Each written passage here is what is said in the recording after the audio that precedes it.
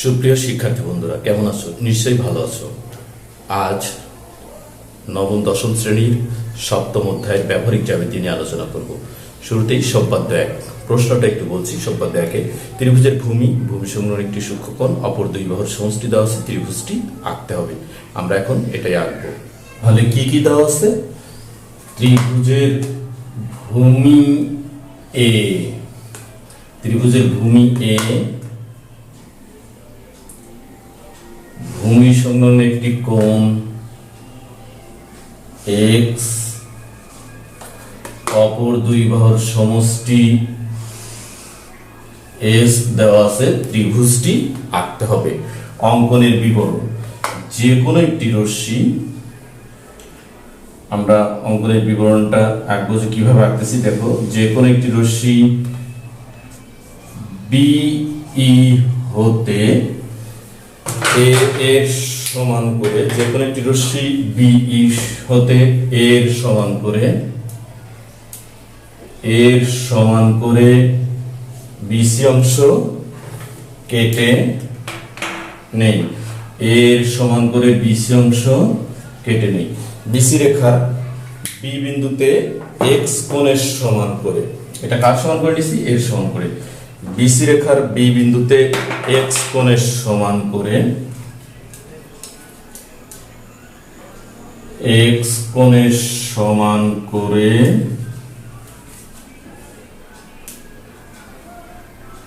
আমরা যে কোণটা আঁকবো সেই কোণটার নাম দেব সিবিএফ কোণ আঁকি।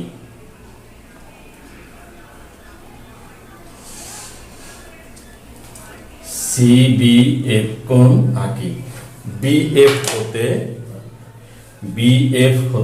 হতে এস এর সমান করে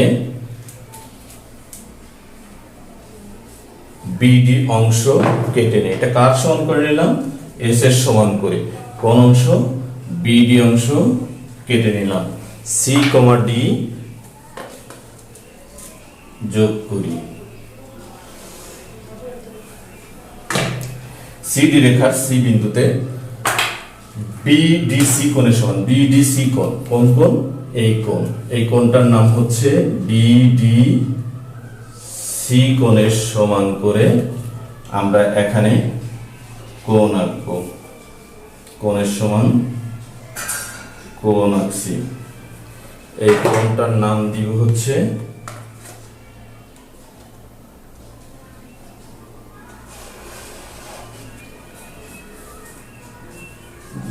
ডিসিজি কোণ আঁকি। সিজি রেখা বিডি রেখাকে এ বিন্দুতে ছেদ করে, তাহলে এবিসি উদ্দিষ্ট ত্রিভুজ অঙ্কিত হলো।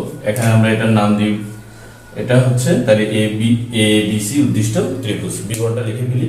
যে মনে করি ত্রিভুজের ভূমি এ, ভূমি সংলগ্ন একটি কোণ এক্স, অপর দুই বাহুর সমষ্টি এস দেওয়া আছে, ত্রিভুজটি আঁকতে হবে। অঙ্কনের বিবরণ: যে কোনো একটি রশ্মি বিই হতে এ এর সমান করে বিসি অংশ কেটে নিই। বিসি রেখার বি বিন্দুতে এক্স কোণের সমান করে সিবিএফ কোণ আঁকি। বিএফ হতে এস কোণের সমান করে বিডি অংশ কেটে নেই। সি কমা ডি যোগ করি। সিডি রেখার সি বিন্দুতে বিডিসি কোণের সমান করে ডিসিজি কোণ আঁকি। সিজি রেখা বিডি রেখাকে এ বিন্দুতে ছেদ করে, তাহলে এবিসি উদ্দিষ্ট ত্রিভুজ অঙ্কিত হলো।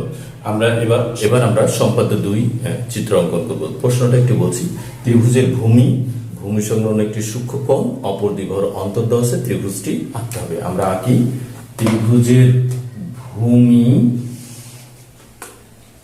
ভূমি সংলগ্ন একটি সূক্ষ্মকোণ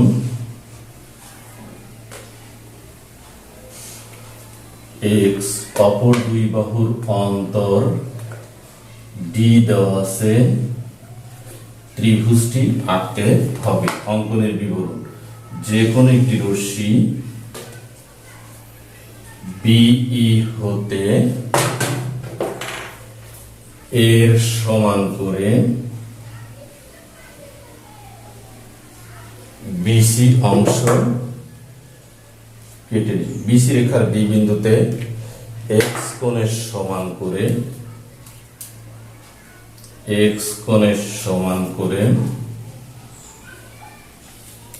আমরা কোণ আঁকবো। সিবিএফ কোণ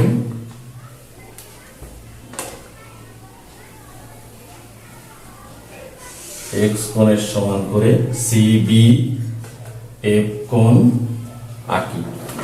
বিএফ হতে ডি এর সমান করে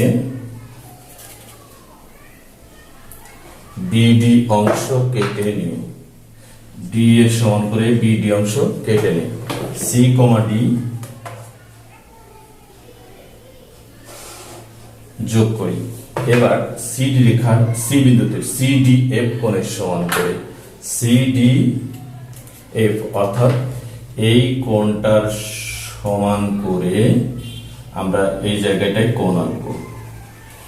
এটা নিলাম। এখন এই কোণের সমান করে কোণ ক্লাস 6 এর থেকে শিখাচ্ছি কোণের সমান করে কোণ কিভাবে আঁকতে হয়। এই কোণটার নাম দিলাম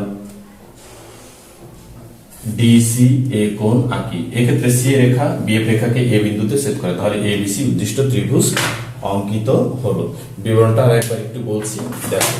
ত্রিভুজের ভূমি এ, ভূমি সংলগ্ন একটি কোণ সূক্ষ্মকোণ এক্স, অপর দ্বিবাহুর অন্তর ডি দেওয়া আছে। ত্রিভুজটি আঁকতে হবে। অঙ্কনের বিবরণ: যে কোনো একটি রশ্মি বিই হতে এ সমান করে বিসি অংশ কেটে নিলাম।